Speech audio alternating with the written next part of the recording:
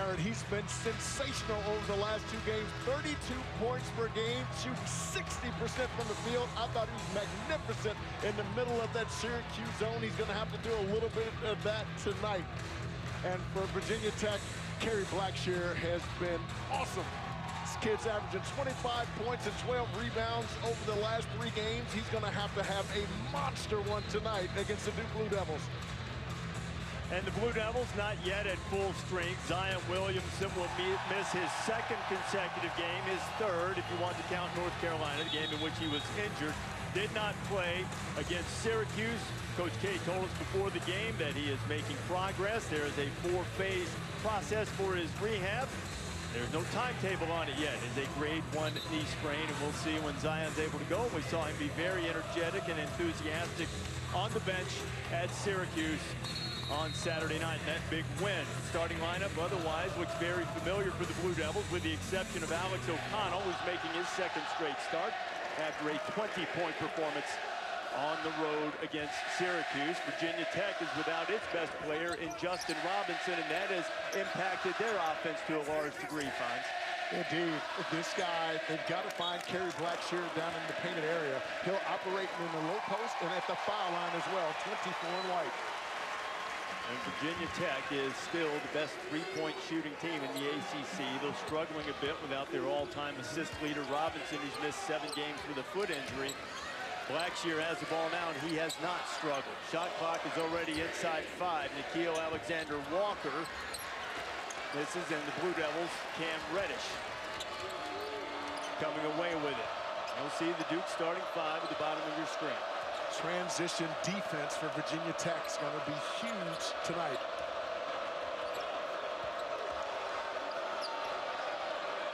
R.J. Barrett, his first shot of the night is an air ball, might have been deflected, and a lot of attention, Buzz Williams told us.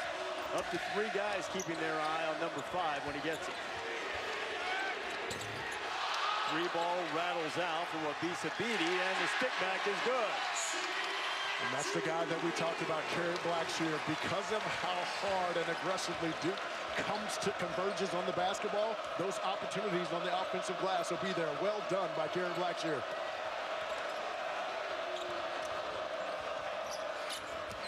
Virginia Tech recovering quickly from the corner. Trey Jones rattles in the 3. Yeah, and that's going to be a big factor tonight, because those are the types of threes that Buzz Williams is willing to give up.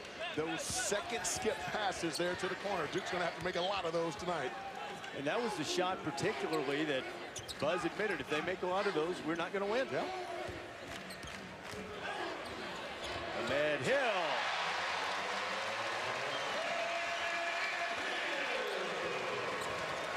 Senior from Augusta, Georgia. Virginia Tech is up by 1 in the early going. A turnover, and first to the floor is Alexander Walker. Hill going to try it again. I thought one-on-one there with Cam Reddish. He should have given him a change of speed, change of direction, and got to the front of the rim. That's his game. Jones by himself, and they're going to call goaltending on Ty Outlaw. From our angle, I couldn't tell if that basketball got to the backboard first. There is Buzz Williams. He's won more than 20 games the last 4 seasons, and 4 straight years they've had double-digit ACC victories. Buzz has his team on the way back to the tournament in his 5th year at Virginia Tech, 12th season overall. Did a great job at Marquette while he was there. Hill goes all the way in, and Ahmed Hill has a couple of buckets. Look at the difference between the two. Last pull-up, Jay at the foul line. That time put his head down, got to the front of the rim. Among active players, he is the 3rd leading scorer in the ACC right now. How about that, Cam Reddish? That was nasty. A little hard dribble and then a spin back and reverse to create this separation to get that shot off. That was pretty. Cam scored 20 or more in 3 of his last 6 games, but he's also had a couple of single-digit performances in that span, including just 5 on 2 of 11 shooting against Syracuse. Hill's feeling it and knocks it down. Ahmed Hill. What a nice screen by Kerry Blackshear to create that opening to get that shot off.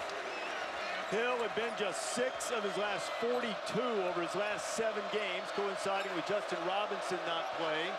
Well, that one will help. Alex O'Connell lets it go, and O'Connell is burning it up at Syracuse, and he continues his hot hand. Yeah, 20 points in that game on 5 of 8 shooting from the three-point line. You do not want to give him that shot, particularly at the top. 20 points, a career high. He had 16 in the first meeting against Syracuse. He would be the quintessential zone buster. Beatty, for 3. That's huge for Beatty. He's 0 for 11 from 3 over his last 6 games. So you had 3 guys, including Alexander Walker, who've been struggling. A couple have made buckets. There's Hill. He lost it on the way up. Oh, and we got a whistle inside. It's so loud in here. We didn't call or didn't hear the whistle, and I think they got Reddish for a foul. Virginia Tech with a 2-point lead. It's been an entertaining first 4 and change. ESPN's exclusive presentation of college basketball is presented by Boost Mobile. Boost makes it easy to switch. Switching makes it easy to save.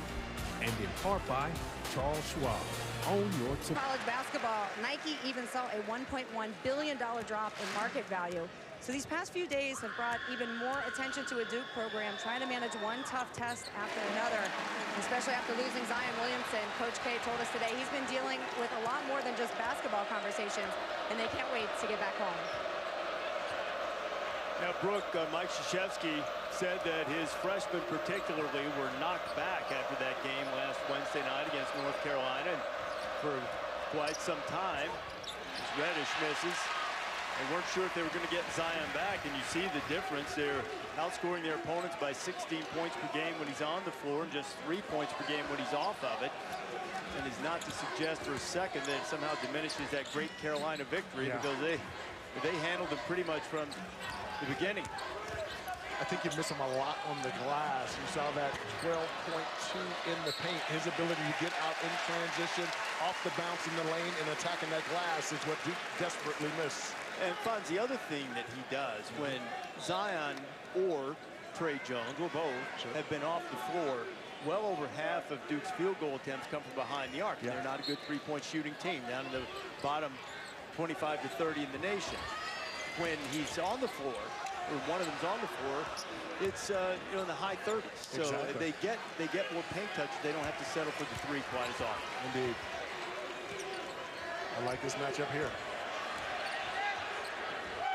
Blackshear, Ty Outlaw, virtually all of his field goal attempts, 80% of them come from behind the arc. He's an excellent shooter, but couldn't line that one up. Yeah, that's now 60 of his 74 made field goals are from 3. Reddish, a little long on the 3, and Blackshear has a rebound. Nikhil Alexander Walker on the push.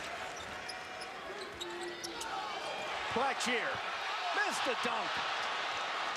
A little flyby contest from the Duke defense perhaps broke the concentration, but Blackshear doesn't miss many of those. Yeah, he's got to make those. Won't get a lot of those opportunities against Duke. When you get them, you've got to finish that one. Jack White is checked into the game, number 41 for the Blue Devils. Marquise Bolden also in. Barrett. There's White with the follow. Because of all the attention that Barrett draws when he gets into the lane, all you have to do is slip behind the defense and you'll find yourself open. That's exactly what Jack White, number 41 in black, did there. I called it a follow. RJ might prefer to call it a pass and give him another assist. He had 3 assists in the first 4 buckets that Duke had. Blackshear. Improved area of his game, folks. I'm telling you, he's been dominant from that foul line area. They run that little split action, forces the defensive big to have to step back, and he's more than capable of knocking that down. He's shooting 40% from the three-point line. Jones gets in the paint, hesitates.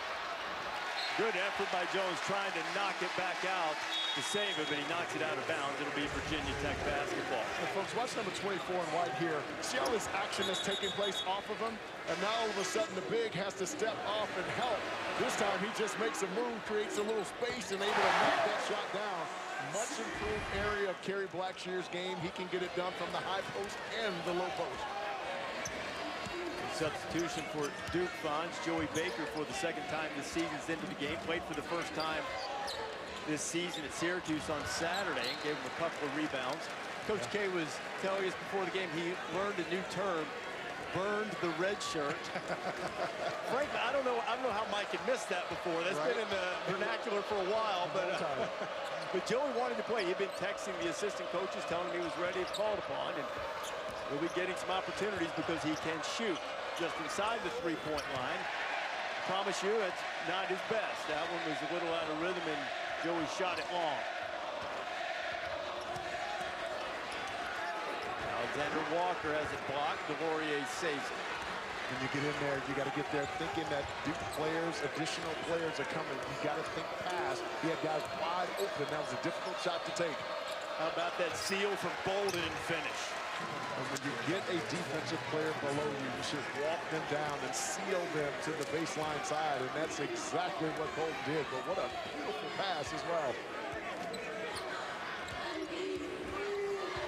Media timeout on the next stoppage as Trey Jones does a great job knocking it away from Outlaw. He looked to have an opportunity for a great one tonight. Oh, great opportunity here for a resume builder. And what they're also fighting for is a first two-round bye in the ACC tournament.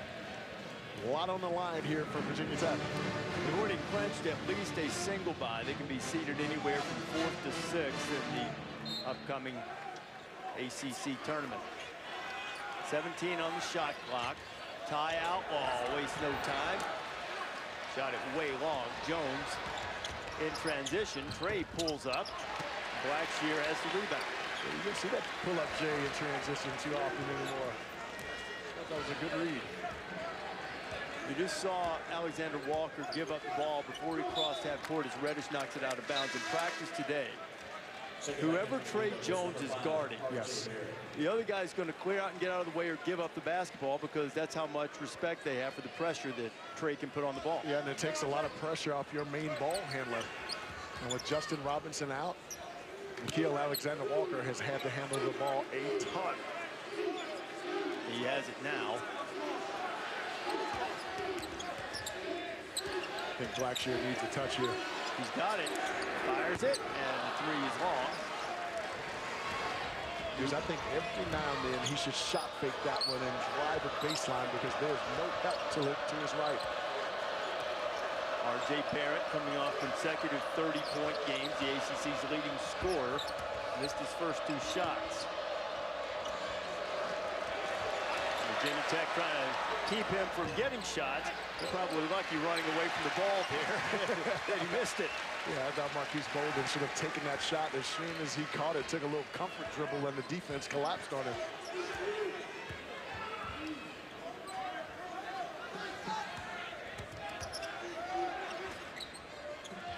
Ahmed Hill has gotten off to a strong start for Virginia Tech. Shot clock again in single digits.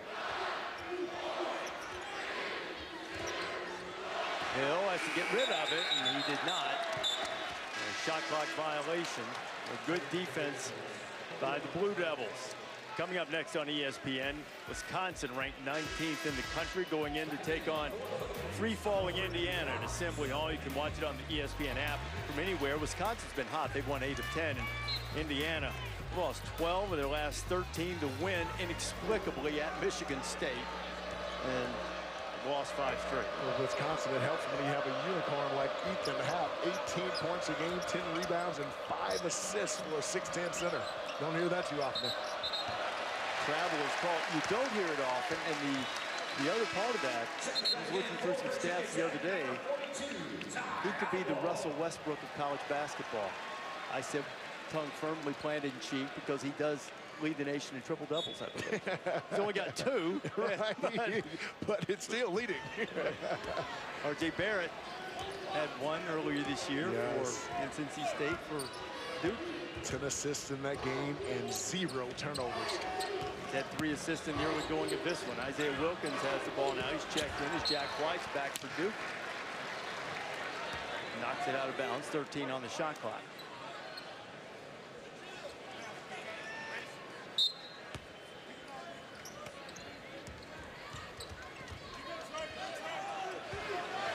Alexander Walker working on Trey Jones. Crowd helping with the shot clock.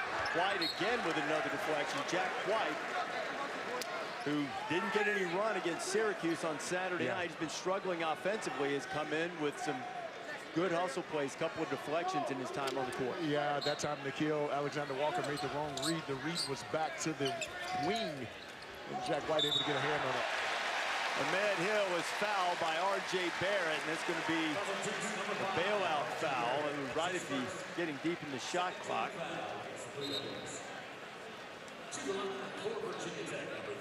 He's inside the arc, two-shot foul. Ahmed Hill has a chance to be the first guy to go into double figures tonight.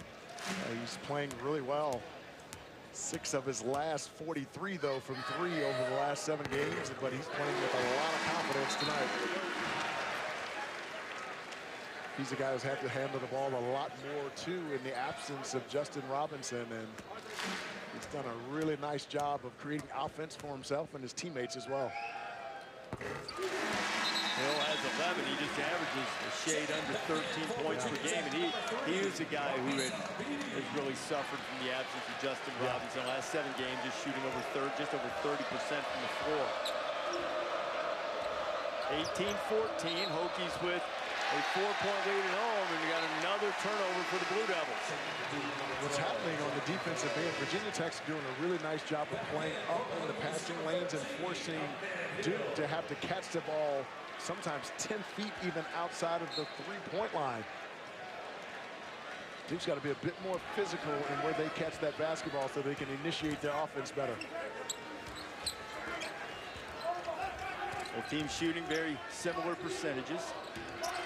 Each with 6 made field goals. Here goes Wilkins, and swatted away by DeLaurier. Duke leads the nation in block shots, so you go in there at your own peril. Well, another example of when you get into the painted area, Duke is converging very quickly. You got to think pass when you get down there. That's the 3rd time we've seen Virginia Tech do that. Barrett for 3. Well, they'll take that shot all night long. Reddish. Not that one, though. Cam Reddish. It's one of the best times, Reese, to take that 3-point shot, and primarily because all 5 defenders are below the foul line. There was no one in the area code for Cam Reddish.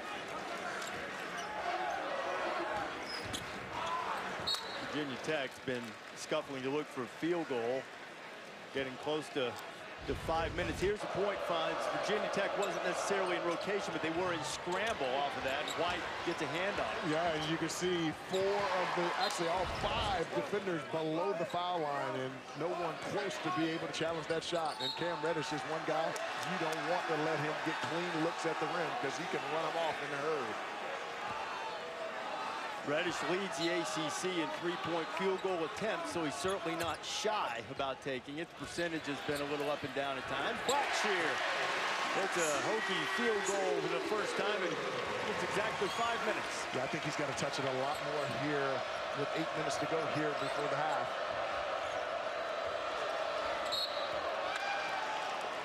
Foul call on the outside by Kip Kissinger, Keith Kimball, and Jeffrey Anderson, our officiating crew tonight.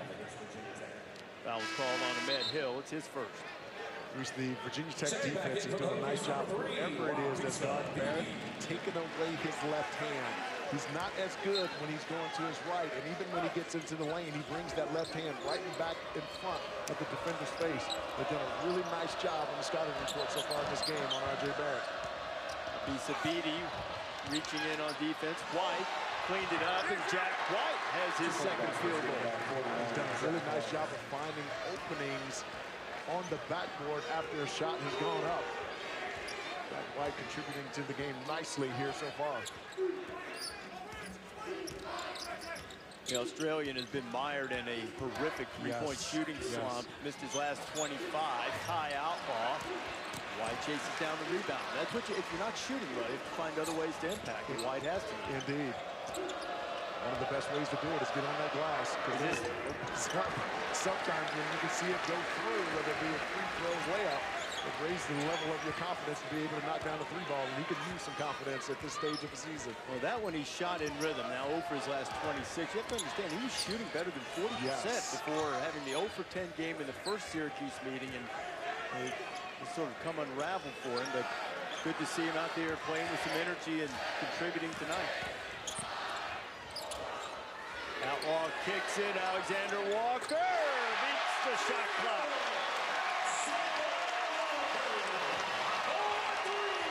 That was a much-needed three for his confidence. Only 1 for 9 from three over the last 2 games for a guy that shoots 39% from three on the year. Ahmed reached in, and he will be called for the foul on R.J. Barrett. Hokies up by 4, under 7 to play in the first. Currently the magic number. The Hokies scored exactly 64 points on February 26th on each of those occasions. Here's what's at stake for Virginia Tech with a win tonight.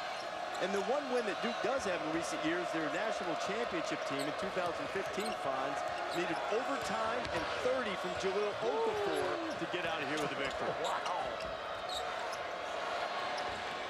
Cam Reddish knocks down another 3. That's his second triple of the night. He's got 8. Little jab step to his right to free a little space and then elevates over the top. That was nice by number 2 in black, Cam Reddish. He looks like a different player tonight. Playing with a high level of confidence. Blackshear, good position inside. Kerry Blackshear will go to the free throw line. Brooke, you were in the Hokies huddle. What did Buzz have to say? Yeah, Buzz was actually really pleased with the poise from his guys. He felt like they won the last 2 4-minute segments and really emphasizing most just getting back to the boards. He said, we can do this. We can keep winning the boards. Just go hard at the glass. But I love our poise. And then he talked about more paint touches, as you see Blackshear getting the ball on the block right there. And Brooke, you're talking about a team in Duke that's second amongst major conference teams in points in the paint with 42 per game. Only 8 so far in this game, so the defense has really been dialed in for Virginia Tech. Finds Virginia Tech's defense is predicated on that. They lead major conference teams in keeping teams from scoring in the paint, allowing just under 20 per game. And that's really an unbelievable statistic when you think of it. I mean, Kerry Blackshear, you take him off the floor, then the tallest guy that they have on the floor is like 6'5". That's incredible. Rare couple of free throw misses, as you see the stat we were talking about was scoring inside. Virginia Tech in ACC play even better than 77% of their free throws on the season. In all games, 75 is top 30. Barrett was yet to score, but will get to go to the free throw line to try to get things going tonight. Foul called on Ahmed. Thursday, much more college hoops coming your way. Michigan coming off that loss to Michigan State at home on Saturday takes on Nebraska. It's at 7 Eastern from the Big Ten. And then, I don't know if they play for the victory bell in basketball, but it'll be the Trojans and the Bruins. You can see it on the ESPN app. Folks, if you've not seen him, Vinny Boatwright, the kind of forward/center for USC, is absolutely magnificent. 18 points per game, 21 in his last meeting with UCLA. So I know he'll be looking to light him up yet again. R.J. Barrett handed out 3 assists. Those 2 free throws, his first points for the ACC's leading scorer. Back-to-back 30-point games for R.J. Obviously, focus of the Virginia Tech defense. Blackshear. And Reese, that's why I like Blackshear touching the basketball every time down the floor. You put him in the low block, there's no one who can guard him one-on-one, and he's so good at shooting it from the foul line area. He's just really hard to guard. Kerry's hit 4 of his 6 field goal attempts. The ball was kicked. It'll stay in with the Blue Devils. How about this, Fox? A little screen and roll, a little pass back, and then they get it to him. He even gets doubled from the baseline side, but he's so strong and on balance. He's able to get that one up and in. Kerry Blackshear has put himself together 3 magnificent games. 25 points per game over the last 3. Cam Reddish switching that to the left hand and finish to avoid the contest in the block. Reese, I'm telling you, at the next level, Cam Reddish is going to be a monster. You can see the other aspects of his game developing despite him not being able to knock down the 3 at the clip that we know that he's capable of doing. Alexander Walker got himself free. Barrett pushing it ahead. R.J. Barrett. 3 won't go. Here comes Hill back into the game. Good look to Wilkins.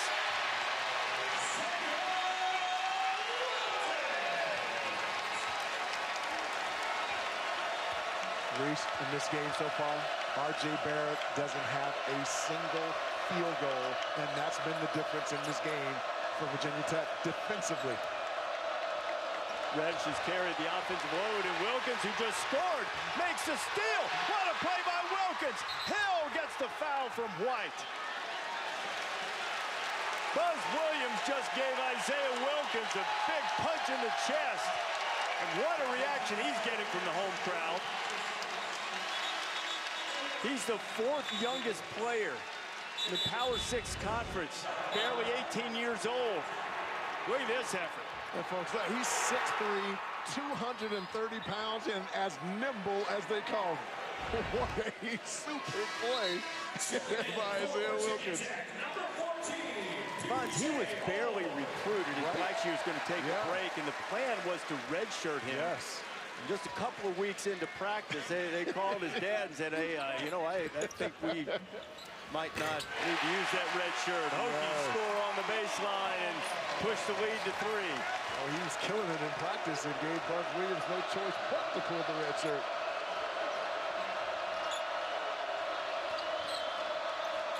Therefore, if you pull the red shirt, you don't have to burn the red shirt. Marquise Bolden, a block is called before the Bolden dunk, as Jones was driving to the cup. Inside 4 minutes to play. This is what R.J. Barrett has done in his previous 2 games. Hokies have done a great job on him defensively tonight. ESPN's exclusive presentation of college basketball. And R.J. Barrett still hasn't made a field goal. 4 of his attempts, Fonz, from 3. Yeah, playing him as a perimeter player right now. I think you got to play him more as a point forward as Cam Reddish knocks down a nice deuce from the corner. I think you got to play him now as a point forward and put him in the post area. He'll have a size advantage on the interior, can shoot it right over the top. Or if a double team comes, R.J. Barrett is tall enough to be able to locate someone on the weak side of the floor. I think Coach K's got to change the offensive strategy with Barrett. Outlaw for 3. And you knew it was just a matter of time. That kid shooting 46% from 3. Ty Outlaw, elite level 3-point shooter. He had missed his first 3. Beatty with the steal. Hill on the run, gives it up. Nikhil Alexander-Walker.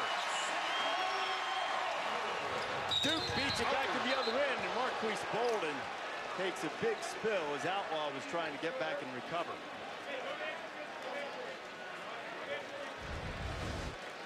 And folks, the ball reversal, what a read by Nikhil Walker-Alexander. Saw that they had synced on the inside, able to find Outlaw in the weak side corner. And that's now 6 turnovers for the Duke Blue Devils that Virginia Tech has turned into 8 points. The defense for Virginia Tech has been stout consistently this entire first half. A couple of officials have gone over to the side, Jeffrey Anderson, Keith Kimball, to have a look at the monitor about that last foul against Marquise Bolden.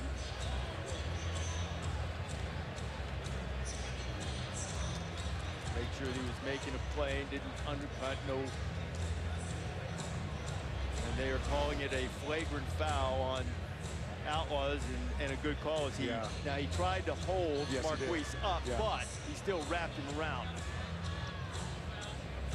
Dick Kissinger comes over and confirms it's a flagrant 1. Personal foul on Outlaw and accurately called. Yeah, it was just an awkward play. Outlaw trying to actually, as you can see there, great sportsmanship, trying to hold him up, and he obviously folded. You know, nearly 7 feet tall, 6'11", 250. That's hard to control when he's swinging on the rim. Might have been better served just to give that one up. He couldn't make the play on the ball. Bolden rolls in the free throw. Marquise, a 68% shooter on the year. Free throw shooting has been a bit of a struggle for the Blue Devils, though they have shot them well late in games. He's been a lot more aggressive this year. I like what I've seen from Marquise Bolden. His development was slowed by a couple of injuries. And sometimes it just takes bigs a lot longer to develop than it does guards. So this trip could be costly for Virginia Tech. They had a 6-point lead, but they make both free throws, and Duke gets the ball after the flagrant one. See if the Blue Devils can turn this into a big possession, trailing by 4, under 3 to play in the first half here in Castle Coliseum. Wide out conditions. Right back to Bolden, who steps through, and he'll go back to the free throw line. I love it because of his size on the interior. Outside of Kerry Blackshear, Virginia Tech has no one that can guard him on the interior. And had a little switch there on the interior. Ty Outlaw, only 6'6". And I love the fact that he caught that basketball. And that's the aggressiveness that I talked about earlier. He's been a lot more aggressive this year. Smart play there on Antonio Black. He didn't start the other night at Syracuse. Played only 10 minutes, but he got 8 rebounds. Yeah. He was aggressive, to your point, when he was in the game. O'Connell sits down, and R.J. Barrett returns for the final 2:49. Hogan's been doing a nice job on the offensive glass as well over the last three offensive rebounds per game. So he's finding ways to impact the game on the offensive end. Bolden with a soft touch makes all 4 of the free throws in that end. 2 on the flagrant and 2 on the foul as he went up. Duke's made all 6 of its attempts, and just like that, a 2-point game. I'd like to see Blackshear get a touch here. Duke's not had an answer for him, especially when he catches it one-on-one down in the post. P.J. Horn is cutting to the basket. P.J. missed 6 games with a leg injury, and he's been scuffling a little bit since coming back. Able to play about 9 minutes per game and couldn't handle that pass. Here's Barrett. Barrett, another 3 attempt, another miss. Javin Delorier with the offensive rebound. Delorier doesn't go back up with it, so fresh shot clock, and Barrett has it. Barrett's settling way too much for the jump shot right now. He's got to drive the basketball. Reddish was attempting to do so, trying to get to the baseline. Virginia Tech doesn't want to give that up, and Cam lost it out of bounds. Sometimes we make offense a little too complicated. What happened to possession before? Duke gave the ball to Marquise Bolden right down on the block. He made a quick move, got fouled, got to the foul line. Making it too difficult. Throw the basketball inside to the big man, let him go to work. You sound like every big man partner I've ever worked with. Guards never throw the ball inside. You see what happened? They don't throw it in, they turn it over. Here's Blackshear driving on Bolden and swatted away by Delorier. Javin reacted with surprise, but it's not going to be him if they get the foul. It's going to be Bolden. Kerry Blackshear is so difficult to guard because of his ability at 6'10" to be able to step out on the floor and knock down the shot. Now all of a sudden you have to get up into him, and he's just too quick for Bolden.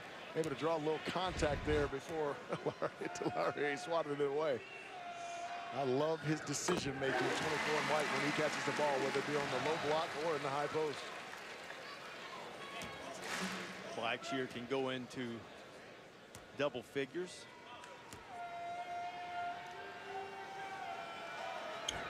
And he does. 4-point lead for the Hokies with 99 seconds to play in the first half. Castle Coliseum. Number 3, Duke.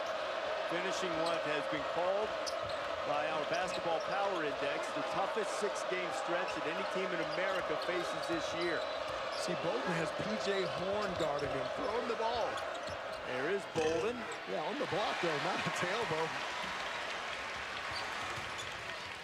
Theo Alexander Walker. Here's Wilkins from the corner. Isaiah a little excited. P.J. Horn gets a chance for the putback, and he'll go to the free throw line. If you're enjoying this ACC game tonight on ESPN. ESPN and the ACC will bring you the ACC Network starting in August. All 15 universities will be represented. You can visit getaccn.com to learn more. P.J. Horn has the first free throw rattle away.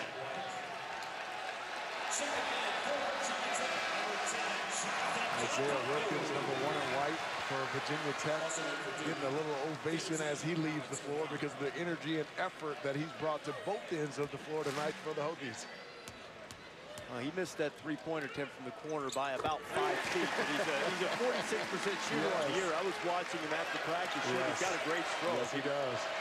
Happens sometimes. A lot of energy in the building tonight. Got a little excited and a little extra juice on it. Reddish dealing with a lot of ball pressure. Also checking into the game is Jonathan Kabongo, number 10, the younger brother of Mike Kabongo, who played at Texas.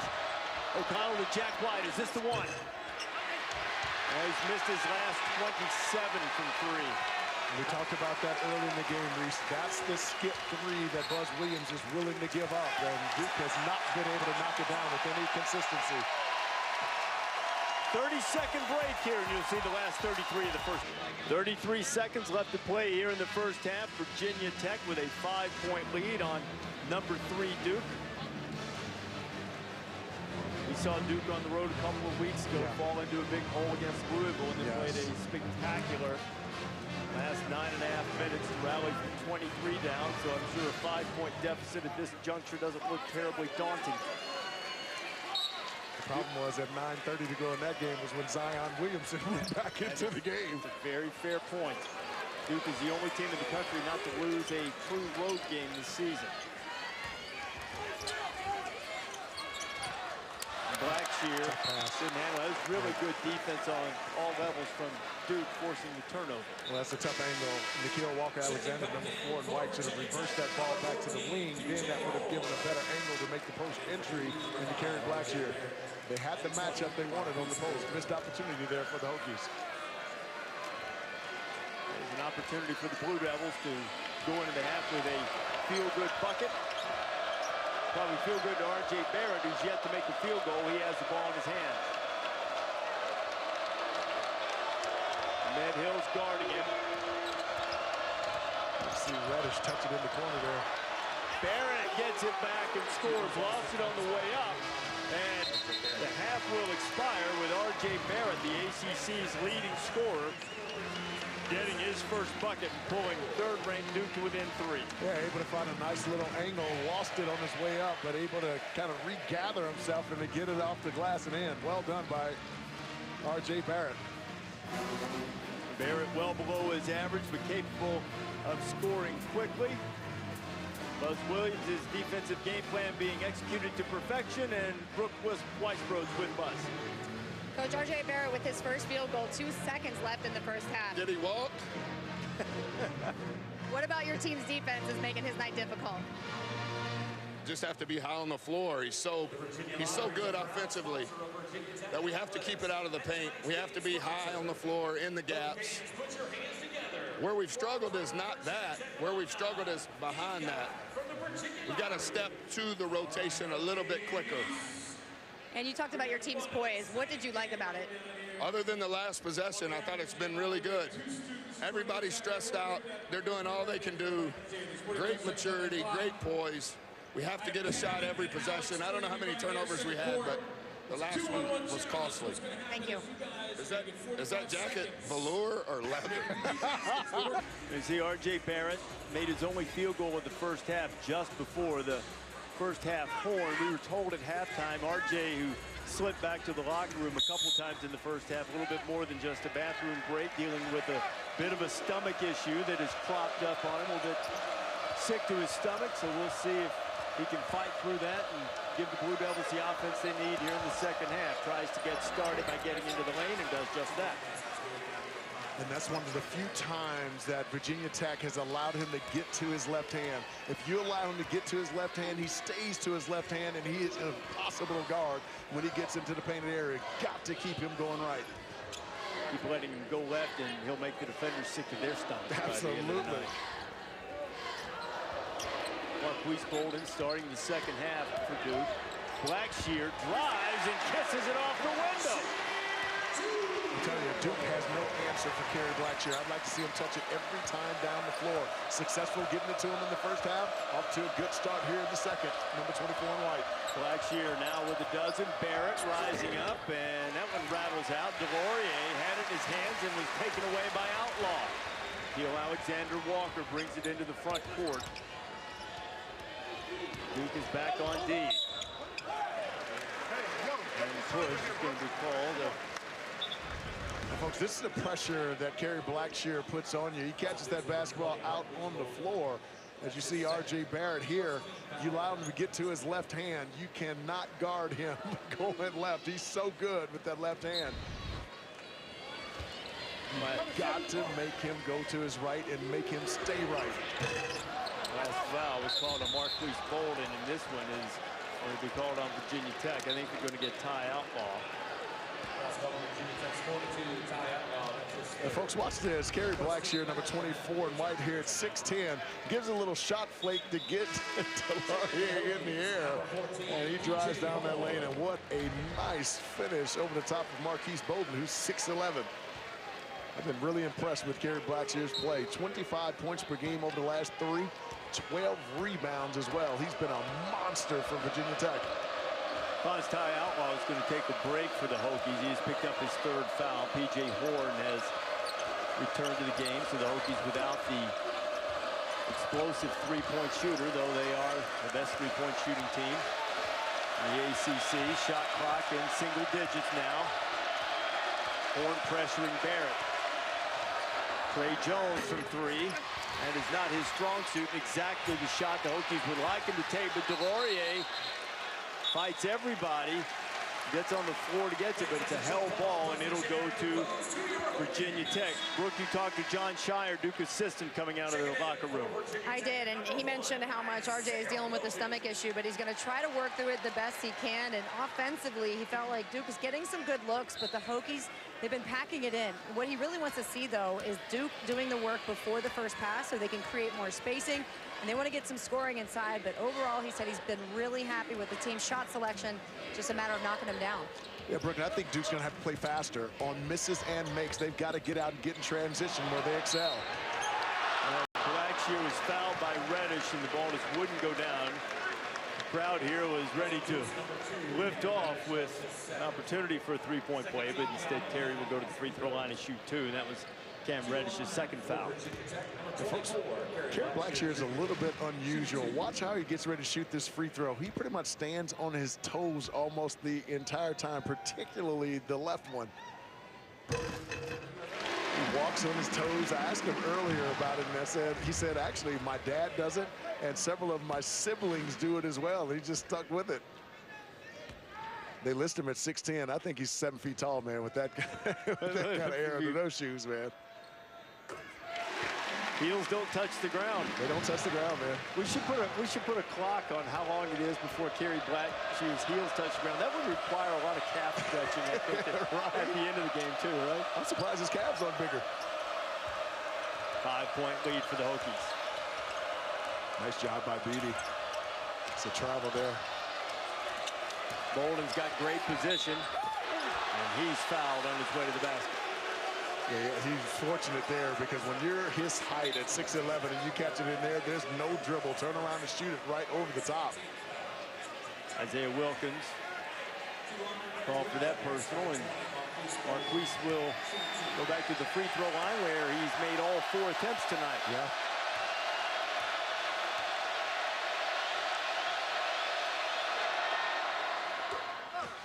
Can you hear and see what he's shooting into? Oh my gosh. Well, they're going to be sorely disappointed because as you watch Zion Williamson smiling, if an opposing player misses consecutive free throws in the second half, everybody in the place gets a certificate for free bacon. Does that include us? I would hope so. Do you like yours crispy? Yes. Okay.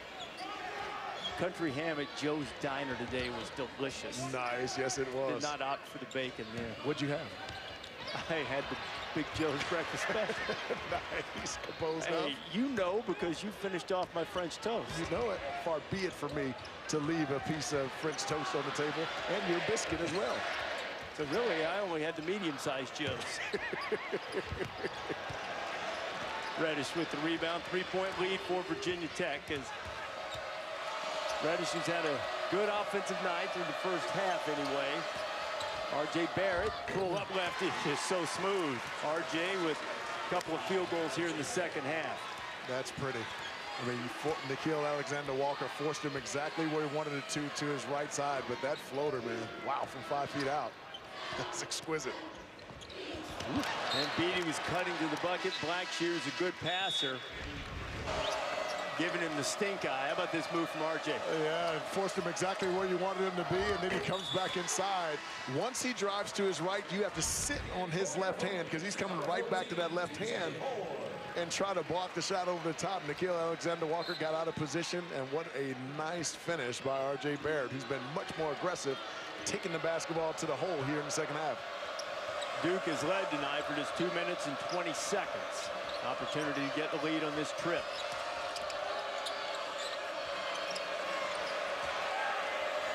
Ball screen and roll and getting it to Bolden has been good the last couple possessions.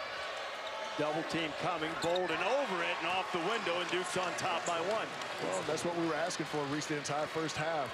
Marquise Bolden, there's no one out on the floor when he catches the ball in the low post or with 2 feet in the paint that can guard him. He's got to get some touches, and that'll loosen it up on the perimeter for dribble penetration for Duke. This is Marquise's first double-figure game since February 2nd against St. John's, and just like that, Ahmed Hill gives the Hokies the lead back.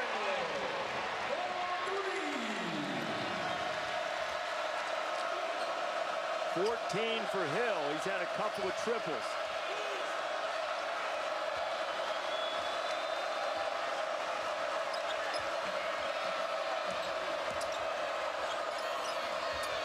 Jack White going to try from 3. He's not shooting that basketball with any confidence, Reese. We don't care who wins, but we were talking at halftime. We're rooting for Jack to make one. He's missed his last 28 from 3 now. You want to see one go in for him. Hill's going to try it again. That was way long, and Reddish skies for it, and Duke's filling the lanes. I love the push.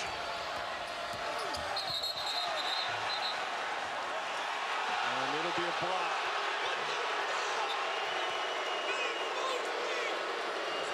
Alexander Walker going to be called for the block. That's his first. We've been talking about feed Marquise Bolden in the post. Gets it down there, shows patience, and makes a strong move to the basket. Low contact and finishes. Looks just like Zion does. How about the flex? Bigger than yours, Reese. Well, not just like Zion. Sort of like it. For the moment, opportunity to move a half game up or down, depending on the outcome here. In terms of being fresh going into the NCAA tournament, that double bye is vital. Foul was called on Kerry Blackshear Jr. and Javin Delorier will go to the free throw line, where Duke has been perfect tonight. 9 for 9. I like Javin Delorier and what he brings to the floor. A lot of energy and effort, gets on that glass, really good defensively.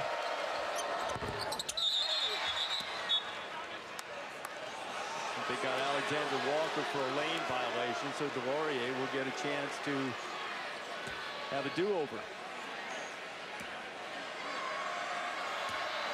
Duke shooting just under 70%. That one misses badly, but they've shot much better of late.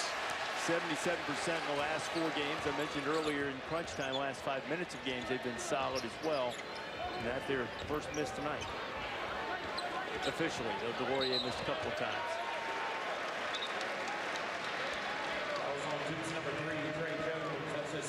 Trey Jones was called for that foul, his first. Back into the ball game for your Hokies. Defends very physically, gets up underneath you, and still doesn't foul a lot. As Isaiah Wilkins gave Virginia Tech a burst of defensive energy in the first half. He's back on the floor for Buzz Williams. Buzz donning the vest tonight. Looking pretty smooth. Are you a vest guy? Up the lane a little bit on occasion, but not that often. Nice skip. Beatty to the bucket, couldn't finish the layup. Blackshear gets it back and draws the foul. Beatty didn't get rim, so Blackshear had to get that thing up. I'm not sure he realized it just before the shot clock expired to carry a couple of free throws. Yeah, what a good read, though, by Beatty. Knows he's not a good three-point shooter. Shot fake that basketball, got to the rim. And Biggs, you at home watching, Kerry Blackshear did exactly what you should do, which is run right to the front of the rim, because there's usually a smaller guy in there, and you can get the offensive rebound. Intelligent read by 24 and White. Kerry missed his first couple of free throws tonight, but He's hit his last 5, now up to 15 points. You mentioned in the open over his last 3, averaging 25 points per game, right at it. He's improved his three-point shooting every year he's been here. He redshirted his first year. Developed into a terrific player. 40% from the three-point line. Incredible. Now Blackshear up to 16, and Virginia Tech holding that three-point lead. Bruce, you know what I love about him is he doesn't force it. He just lets the game come to him, gets a quiet 16. Reddish took a spill trying to get out from underneath in the set, and then I think they called Javin DeLaurier for an illegal screen. They were trying to get Reddish and Barrett free underneath the basket with big guys Bold and DeLaurier setting screens, and Javin got a little aggressive on it. Jones pressing in the backcourt, and you'll see, but this is rare. They didn't want to try to test Trey Jones and getting the ball in the front court, but Alexander Walker without incident so far. Yeah, Alexander Walker's more of a 2-3, but playing without Justin Robinson, he's had to handle a lot more of the point guard responsibility. Blackshear to Beatty, turns down the 3, gets Bolden in the air and draws the foul. What a smart play by Beatty on the interior. Well, one thing's become apparent. You can close out short on Beatty because he's not interested in shooting that corner 3. You got a quick look at Justin Robinson, point guard from Virginia Tech, who's missed his last 7 games with a left foot injury. There's Justin. Had a nice chat with him before the game. Beatty knocks down the free throws. Hokies lead is 5. Justin Robinson, one of the top 10 point guards in the nation, sitting out, and Virginia Tech having to sail without their best player. As Duke is. Out Zion Williamson right now. Both teams have a Justin Robinson, by the way. David Robinson's son is on the Duke team, is Justin. A late contest. Virginia Tech has been willing to let Trey Jones shoot. He's struggled from 3 all season, but particularly in ACC play. Made one tonight, but came in 7 of 37 behind the arc. Ty Outlaw is back. Beatty, after I said he wouldn't take it, does, and misses it. Here's Reddish. Reddish strong, takes a nasty spill, and they're calling him for the offensive foul, and Cam is slow to get up. It landed on the small of his back on the right-hand side, in the right hemisphere of his back. Hope he's okay. Boy, that was an explosive drive to the bucket, and I think Coach K is going to have him sit down. Outlaw is outside the restricted area. Did he establish his position in your judgment? Yeah, I thought he did. Wow, he landed right on his rear there. A big tumble for Cam. Trouble. Yeah, I thought he made a good read there. Took off way outside the lane and landed right on the lower hemisphere of the right side of his back. And man, Zion, this Duke team has had to deal with a lot of injuries and illnesses on the season. R.J. Barrett fighting some stomach discomfort tonight. He's still out there. Reddish taking a break. Alex O'Connell is checked in for him. Virginia Tech with a 5-point lead. Beatty on the way to the basket. Blackshear fighting for it. DeLaurier got it out. He took a tumble, and Javin's a little slow to get up. Duke 4 on 5 right now. And DeLaurier is hobbling as he comes into the front court. Jones tried to put it back, and Javin just reached down for his right ankle. And Jack White's going to come in to replace him. Let's see when he comes down here.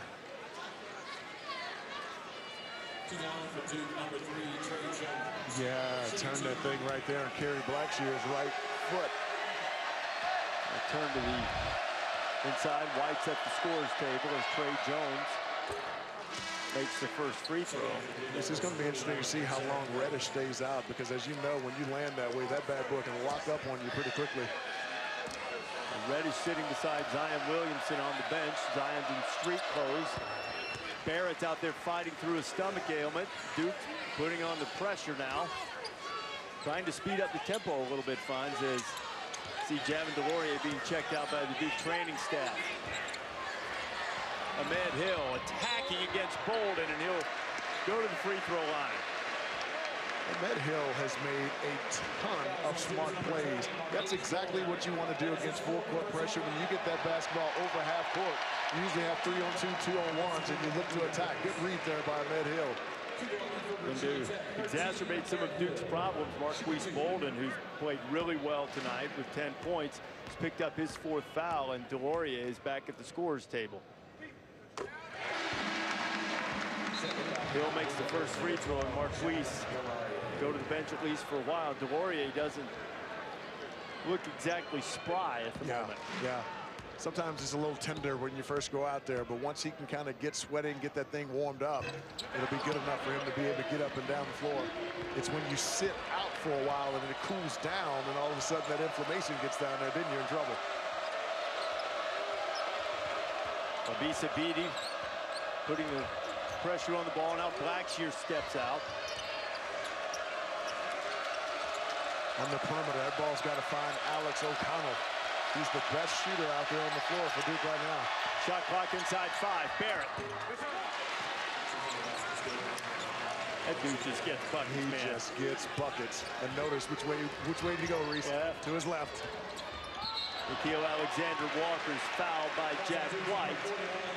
Virginia Tech already shooting free throws.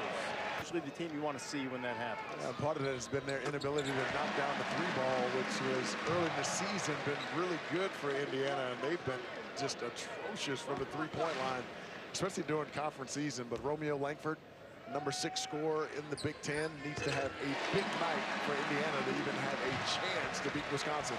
Saw a little peek at Cam Reddish and Marquise Bolden on the Duke bench. Cam, after taking a spill on a drive, hurt a hip, and Bolden saddled with 4 fouls. Neither able to play now. Barrett's been playing through a stomach ailment. Jack White turns it over. Virginia Tech with an opportunity to run. Beatty puts it up high, and White hustles back and makes up for his mistake. Now Duke has a chance in the open floor. Barrett. Unstoppable in the open floor, Duke. And I've talked about it all night. In order for Duke to win this game, they've got to pick up the pace of this game. Misses and makes, they've got to get out in transition. They're so good. One of the best teams in the country in the open floor. Second in the country, finds nearly 22 points per game in transition. Virginia Tech's done a good job limiting that tonight. Just with 5, Ty Outlaw for 3.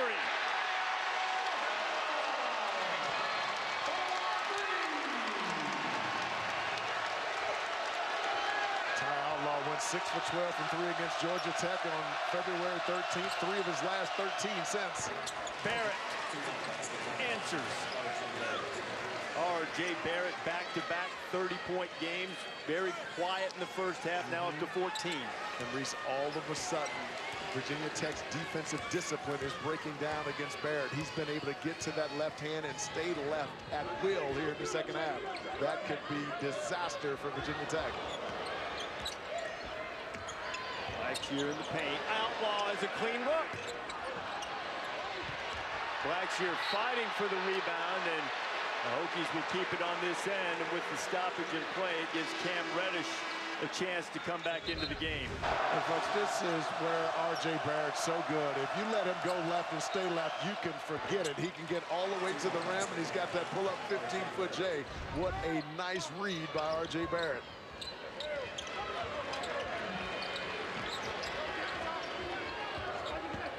Beatty attacking White, backs it back out.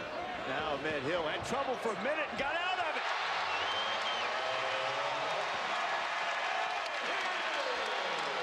It looked for all the world as if Hill was going to be trapped in the corner, and he just drove baseline, and he's up to 17.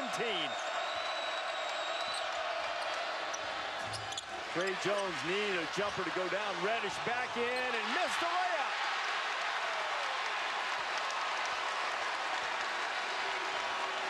At 6'8", you got to dunk that one over the front of the rim, Reese. Missed opportunity there for the Blue Devils. Hokies with a 5-point lead inside 10 minutes to play. Blackshear needs a touch with this lineup in for Virginia Tech. Blocked by DeLaurier. Jones trying to get Duke something in transition. Reddish pulls from deep.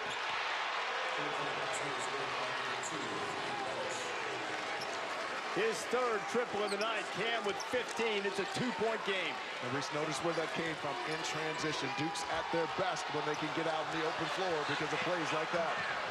Ray Jones tried to draw the offensive foul. It was a play on.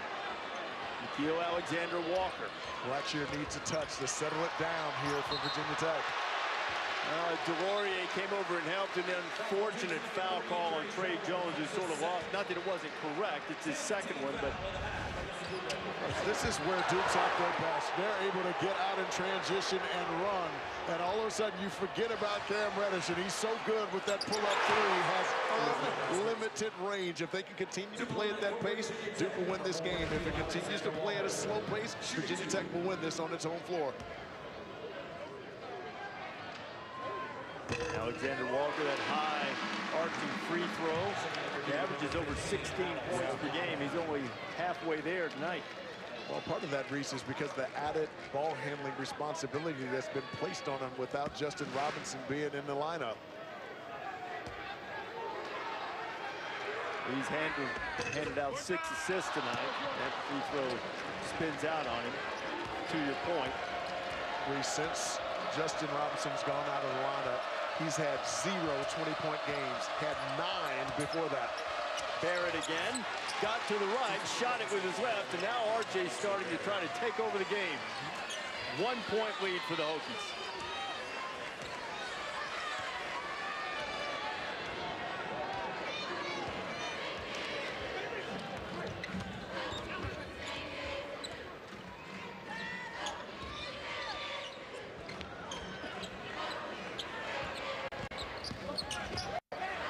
Alexander Walker now has 10. Nikhil Alexander Walker, and Duke can tie with a 3. What a pretty shot fake to freeze the defense to create room to get that shot off. Zion Williamson intense. RJ Barrett for 3, and we're tied. And Reese, that's what happens. RJ all of a sudden is getting some layups. He's starting to get a feel, and all of a sudden he starts to knock down the 3-ball, and he becomes unguardable. Barrett now with 19. He's had back-to-back 30-point games. And I think he's starting to give the Hokies some stomach distress, trying to slow him down. Barrett, see the 3, be the 3. And the Blue Devils and Hokies are locked up going down the stretch. RJ Barrett had 1 field goal that he got in the final second of the first half. That seems like a long time ago because he's gotten warm, Fonz. He's gotten very warm. 7 of 8 here in the second half alone. 19 points, 17 of them coming here in the second half as Duke goes into a 2-3 zone. Against a great 3-point shooting team. Beatty knocks it down. Wabisa Beatty with the 3. Gives the Hokies the lead back. Hokies shoot about 40% from 3, a little less than that tonight. A turnover. Nikhil all the way to the bucket. And Alexander Walker will go to the free throw line. Nikhil Alexander Walker made a beautiful read to step into the passing lane to take that one away. He could read the eyes of the passer and just jump the passing lane. Watch number 4 in white here, folks. As that ball comes off the ball screen, he knows where it's going. Back to Reddish at the top. Just jumps in the passing lane, change speeds, change directions, draws a foul here. Much needed free throws here for the Hokies. And Fonz, that was the 4th foul on Cam Reddish. So Duke now, a couple of guys with 4 fouls. Yeah. Reddish and Marquise Bolden. Marquise is not on the floor at the moment. Reddish is staying out there. They need his offense to complement RJ Barrett, who has the ball now. Reddish 15 points on the night. Bolden also in double figures, and RJ has 19, and he'll go to the free throw line, looking for his 21st 20-point game to extend the ACC record for freshmen that he's already set. And Reese, that's the growth of R.J. Barrett. First month of the season, he would have tried to take that basketball all the way to the rim. Too much congestion would have led to a bad shot or a turnover. The growth development, he can read where the defense is and got right into his pull-up J. That was a really good read by R.J. Barrett. Not that it's consequential from the result of the game or Catoli, but if he misses this one, there's bacon for everybody. Oh, bacon. But instead, Cam Reddish gets the rebound and has a chance to make up for it. Any chance I could use my coupon for turkey bacon? Come on, Fines. Don't ruin bacon. I'm sorry. Reddish reading it beautifully. And that's what happens is when you don't box out, when you on the free throw line, if you're the low guy, you got to box up the line and seal. Kerry Blackshear didn't allow Cam Reddish to sneak around the baseline side. That was a good read by Reddish. And the foul was on Ty Outlaw, and now he has 4. And that's big because of his three-point shooting ability at the 4 spot. 46% from 3 is Ty Outlaw. Reddish makes the crowd think they'll have to settle for turkey bacon this time. That makes me too. I heard somewhere that Brooke might like veggie bacon. Blasphemous. Yeah, I don't know if I could do regular bacon anymore, you guys, but if they were handing out certificates to get a Big Joe, maybe I'd be down for that. Big Joe from Joe's Diner, downtown Blacksburg. Is our breakfast establishment this morning. Blackshear needs a touch. He's got one. Got Delorier on his hip. Kerry Blackshear Jr. with a chance for the three-point play.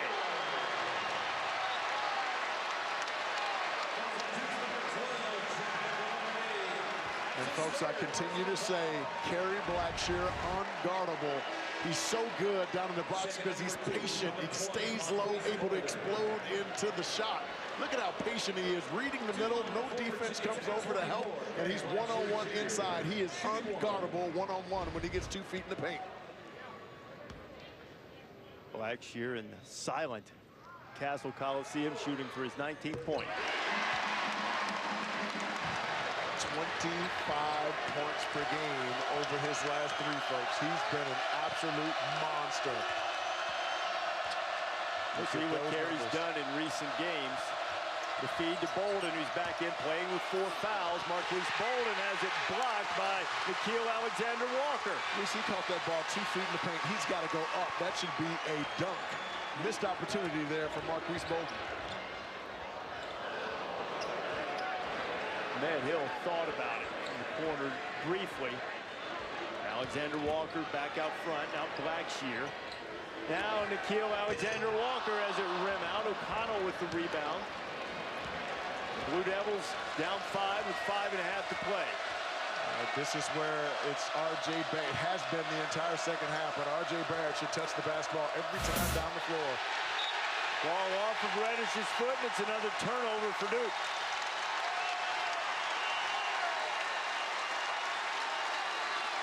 Reese, R.J. Barrett's been unguardable here in the second half. That ball should be in his hands, allowing him to operate off of that ball screen at the top because he's been unguardable here in the second half. What's he got, 19 here in the second half alone? He's got, well, I think he had 4 in the first half. Yeah, so give him, what, 17 here? The second half, he's had a tremendous night. Well, he's at 19, I beg your pardon. He missed those free throws. He had 15 in the second half. Beatty. Alexander-Walker.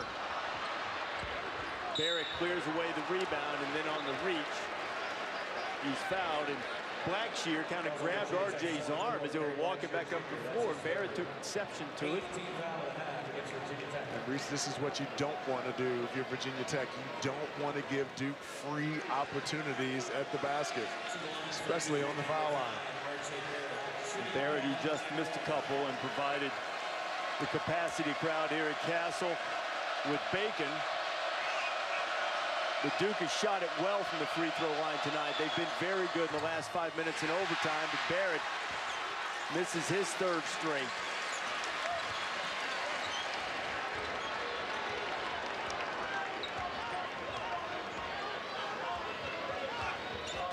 Overall, they've shot it well, but Perhaps ruining the missed opportunity from their leading scorer. Blackshear. Oh, put a move on Reddish.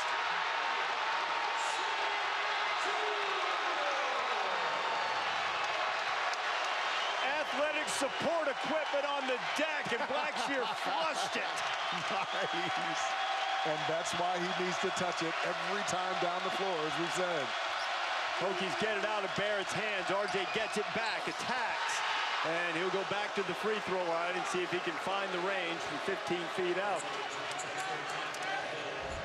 And folks, we've talked about Blackshear, how hard he is to guard. Little shot fake there. Gets Cam Reddish up in the air, and not a better finisher in the ACC.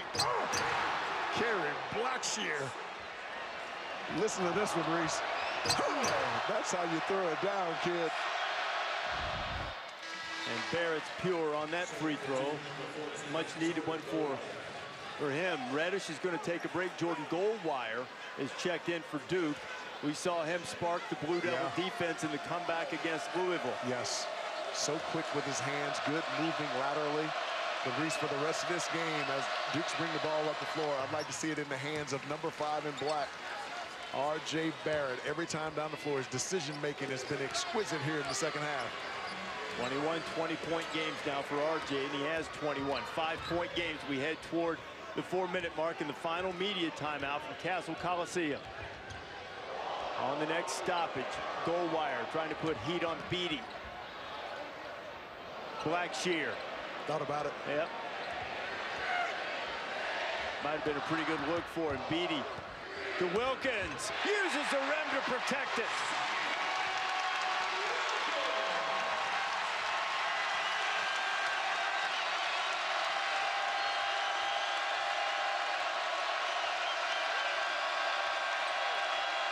They've kept the Blue Devils out of the paint.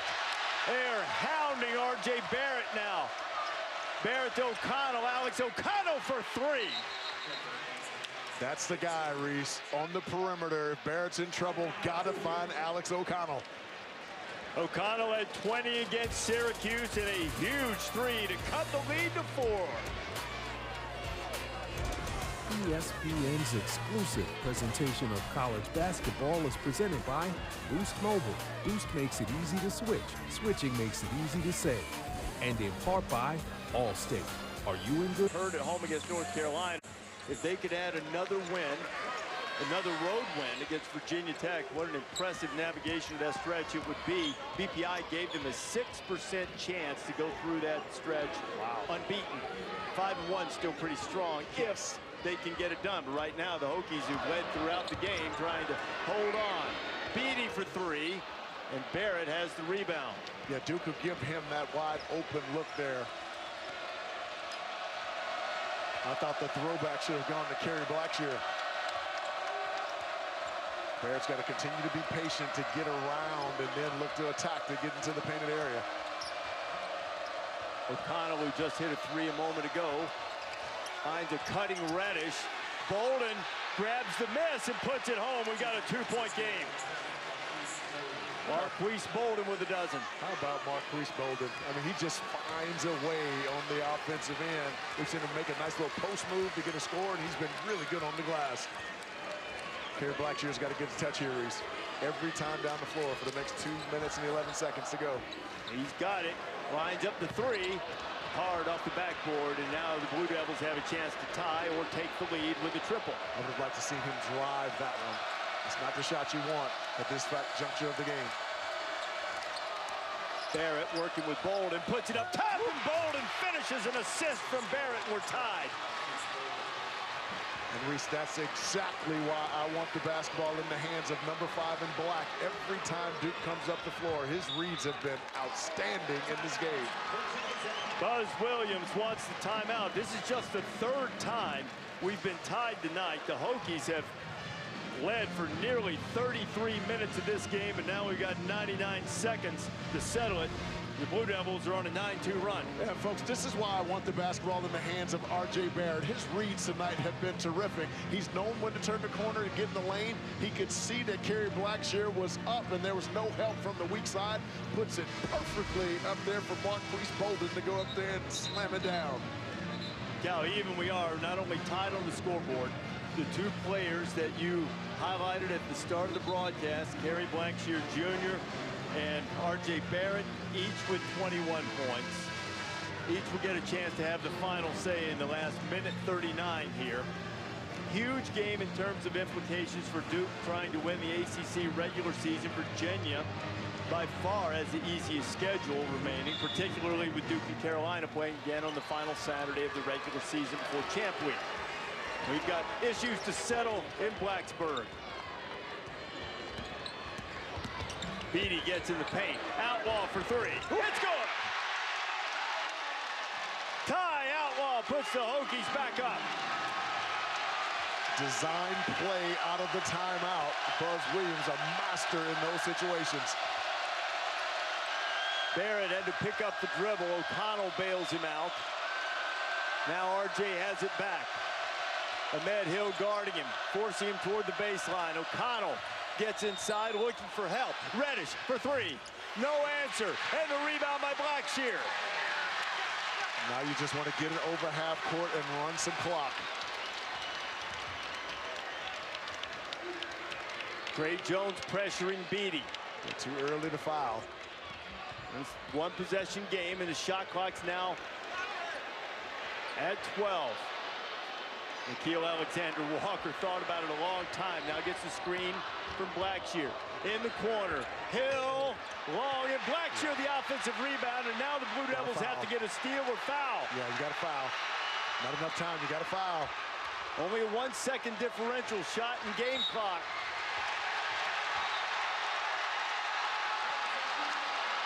And in fact, shot clock should have been off. Yes. So,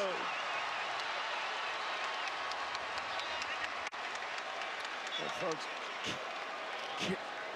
watch the dribble penetration here by Beatty. He sees O'Connell come over. You never want to leave the strong side corner. Leaves it, and Ty Outlaw makes him pay with a huge bomb. And you particularly don't want to leave him. He's a 46% three-point shooter on the year. Breakdown on the defensive end for the Blue Devils. Nickeil Alexander-Walker makes it a two-possession game. And folks, for Duke here, look for the early push, and I try to find Cam Reddish for a quick three in transition on the throwback. 5-point lead for the Hokies. See, I think Reddish should take it out. Jones on the push. He'll opt for the quick two. He gets it. Duke calls a quick timeout. 12.6 to go. 3-point lead for Virginia Tech. February 26th has been the date. 2011, Virginia Tech beat #1 Duke on February 26th. 1 year ago tonight, they beat 5th-ranked Duke on February 26th. Here's how it unfolded. One of the great wins in Hokie history in 2011 behind Seth Greenberg and Jeff Allen, who went 18 and 15, and a huge late shot from Malcolm Delaney. Hokies stormed the floor. They beat Duke by 4. Last year, Chris Clark caught the errant shot, scored the last 6 points of the game. Grayson Allen missed, and 64 points were enough again as #5 Duke went down. And tonight, again on February 26th, Castle being defended and stormed, and the Hokies trying to hold on to a 3-point lead for 12.6. Yeah, it's going to be important here that they stay above the free throw line. I would actually say start their offense above the three-point line to give yourself some room to run to the basketball, and do not, whatever you do not run to the corners, because now all of a sudden the sideline and baseline become 2 additional defenders with plays right into Duke's hands. And Virginia Tech is an excellent free throw shooting team. Top 30 in America, making better than 75% on the season. Even better in conference play, a touch over 77%. And that's right where they are tonight. Nearly 78% as they play enter Sandman here. Usually the football team runs out there, but there's some serious intensity here. Blackshear gets it, and Barrett fouls him quickly, and Kerry will go to the free throw line. That's his fourth personal foul. Kerry Blackshear has been magnificent in this game. He's been able to catch it on the block and score even against a double team that has come from the baseline. And his decisions at the top of the floor have been superb. Able to pump fake, get down in the lane and finish. And another shot fake and a strong finish. 21 points in this game so far. Maybe can add 2 here. He's been magnificent over the last 2 games, 25 points per game. Blackshear has now made his last 8 free throws after missing the first 2, and that one was huge. It made it a 2-possession game.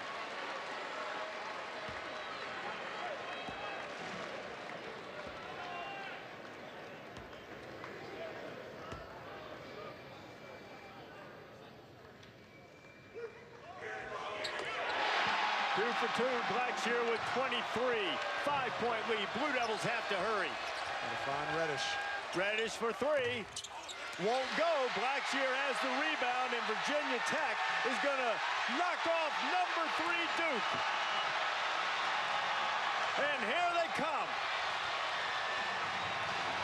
At least some of them are being detained. Had a pretty good run out. Brooke Weisbrod working to get Buzz Williams. I see some students starting to hop. That's a long way down, so be careful hopping out of the student section and getting on the floor to celebrate. For the 3rd straight time, the Hokies have knocked off a top 5 Duke team here at Castle Coliseum. What a ball game, partner. Yes, indeed. Fun. On both ends of the floor, we saw a spectacular play from Kerry Blackshear from Virginia.